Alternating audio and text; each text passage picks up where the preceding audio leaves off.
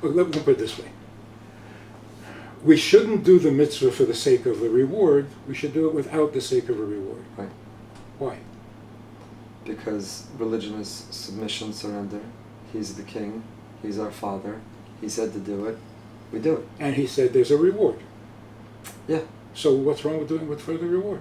I want my children, when I express values or hopes of how they live, to do it because they value it themselves, even though it happens to be that, let's say, I would reward them if they made the choice that I favor, but I don't want them to be driven by the reward I might give them. I want them to be driven by they value it too. And does the father value it? Yeah. Otherwise, he wouldn't ask his kids to do it. Right. So how does God value mitzvahs? As the blueprint for creation, as the instruction manual for life, as the essence of creation. Right. So what makes the mitzvah the essence of creation? Because he said it. Arbitrary? He's the source of all existence. He's the Ribono Shel Olam. So the mitzvahs are from him. They're his Raton. His Raton. Right. His Raton is certainly not frivolous. Right. So the question is, why does he want this? It's his Raton. I'm trying to understand. Right. You say, well, you'll never understand. Okay, so... I'm not saying we shouldn't see. The Gemara itself already has the machlokas, do we darshan time of the Kra or not? But why is there a whole Tanaim Amoraim and a whole school that says we're not dorish time of the Kra? Does he want us to understand or not? But there's a whole... Anyone who says, Kansipor Yagira Chamacha Mashaskin or so. We don't darshan time of the Kra. Because don't think that you're going to get into the head of the mitzvah. You're not. He's omnipotent. And if he said jump, you say how high. And that's our relationship to Torah mitzvahs. And even though it's a machlokas, but there's a tzad within our Masorah that we're not dorish time of the Kra. Don't darshan. And that we have to live a life where we're satisfied without expecting or even endeavoring to get to the why. Okay, so the way I understand that, very, very simply, is the Eibishter's Ratzon is much bigger than the Tam. Because we see it in ourselves. Ratzon is higher than Seichel. Right. So when you say the Eibishter's Ratzon, it means he wants it much more than any reason. And can you know the Ratzon? Oh, I know that it's a Ratzon, not just a rational plan. But can you know the Ratzon? I know that it's a Ratzon. No, it is a Ratzon, but can you understand the Ratzon? If it's not the Tam, and the Ratzon's higher, do you have access to understand the Ratzon? What would it mean to understand the Ratzon? What does it mean to understand the Tam? What does it mean the Ratzon's higher than the Tam? It means there's no Tam for the Ratzon. So where's the Ratzon come from? Why does they have that Ratzon? It's not arbitrary or random. Okay, now we're climbing the ladder, right? Right. The Eibishter's Ratzon comes before the Tam. And that's what Ein Darshan means. You can't explain the Ratzon based on the Tam because the Ratzon comes before the Tam. Which means that the Ratzon is more essential to him.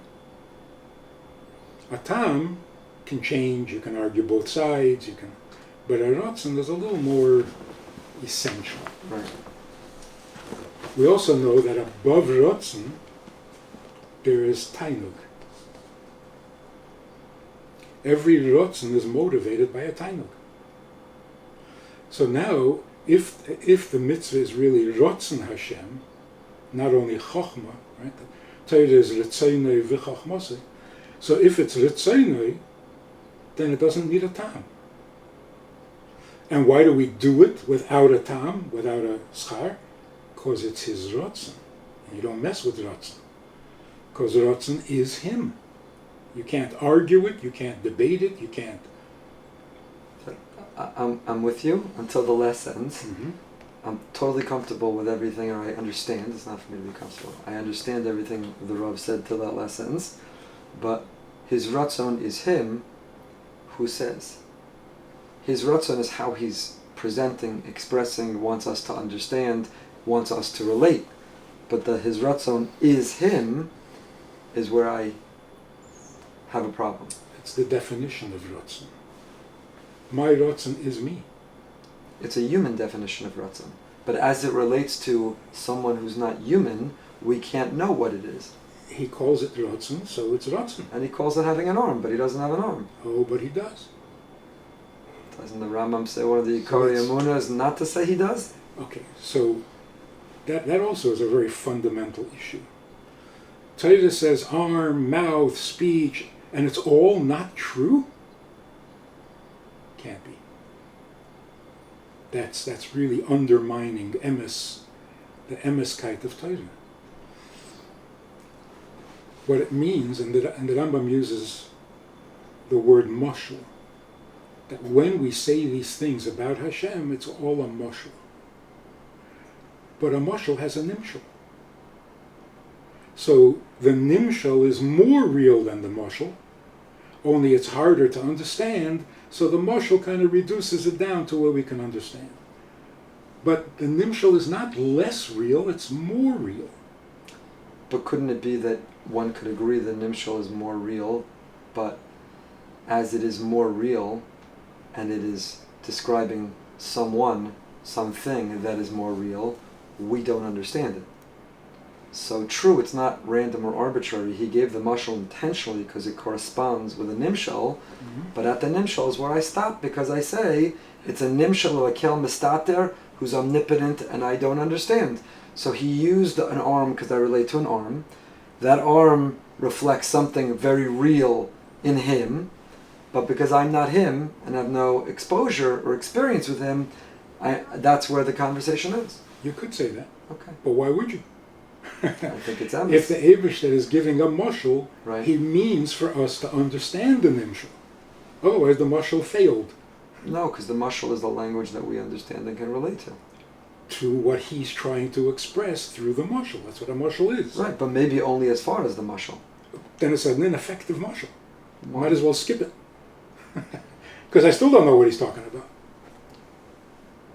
When you speak to a grandchild, a very young child, and they're not cognitively developed enough to fully understand, you don't water down and give a mashal, even though there is a nimshal that you understand, but you're not providing the nimshal to the child.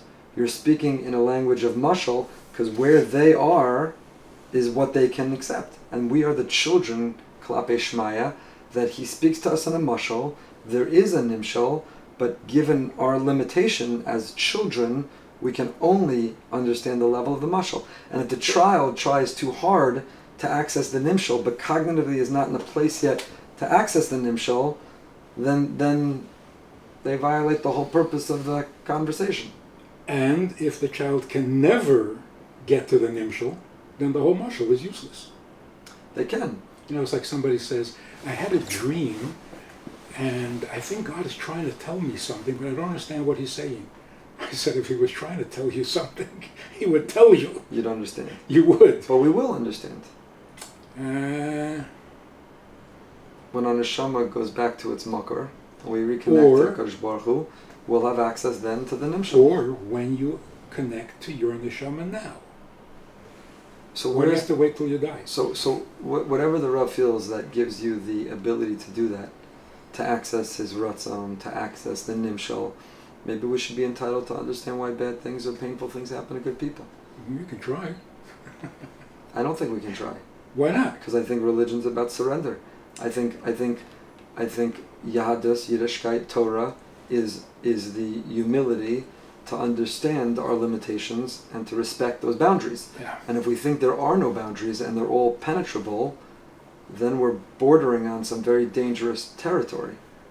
There probably are some boundaries, but I don't think we've reached them yet. There's still a lot we can know, and we can't just cop out and say, Doesn't our Masorah provide those boundaries and give us, doesn't our Masorah tell us where those boundaries are? No. No?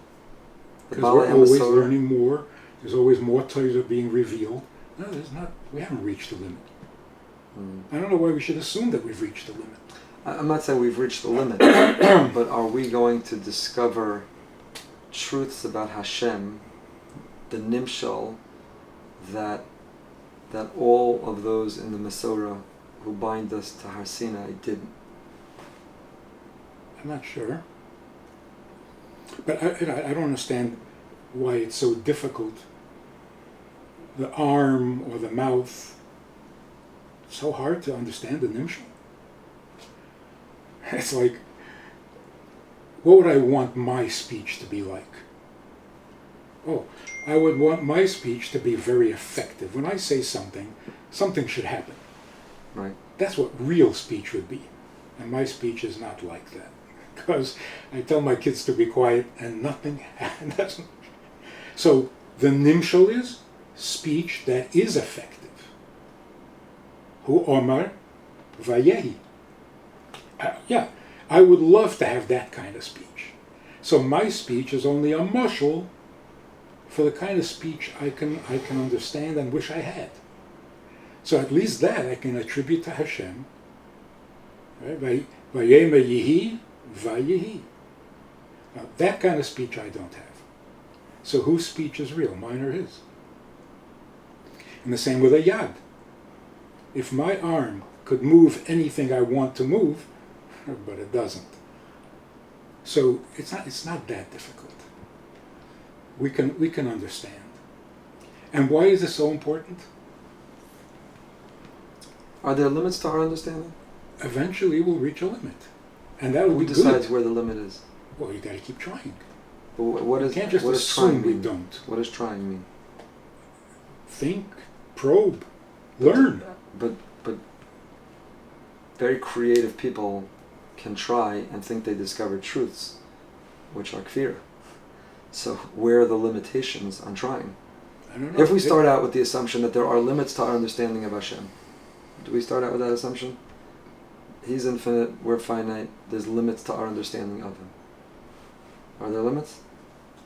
Yeah. So where are they, and who gets to decide where they are? Well, halavai, we were up to that level where we've reached the limit.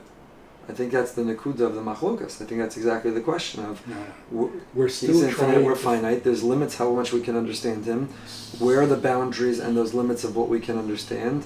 And how important is our mesorah of those limits in when we get close to them, realizing, I better slow down. Have we gotten close? There's no more Chidush Torah? There are... Chidush Torah is different than a description of Elokus. It's all Torah. Okay, I don't know if I see that the same. Pshat in Parshas Shlach and the Chiddush in the Tosfos, I think is different than saying, I've just discovered something new about Hashem that I want to tell the world. That would be great. That no one before me understood or saw in Him or accessed or described Him as. No, it's got to be traceable to something in Torah. If it has to be a Zehar, Kabbalah, whatever it is, but it's got to be in Torah. Right.